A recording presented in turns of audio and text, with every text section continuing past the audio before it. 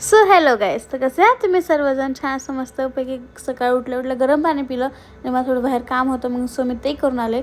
घरी आल्यावरती छान असं आवरलं पहिलं तर, आणि मला जायचं होतं सेंटरला. गरमी तर एवढी जास्त होती ना, थंडीमध्ये बसलं तर मीन्स छताखाली बसलं तर एवढं गरम होत होतं. सो मग मी निघाले सेंटरला जाण्यासाठी, आणि जाता जाता मला आठवलं की पेट्रोल पण भरायचं. पेट्रोल काहीच नाही आहे गाडीमध्ये.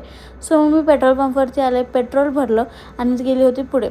आणि माझ्याकडनं चुकून आमच्या सेंटरला गेली होती, माझ्याकडनं चुकून एक आमच्या सोनोग्राफी रूमचं डोअर लॉक झालं होतं चुकून. सो मग चावी शोधल्या शेवटी भेटलीच नाही.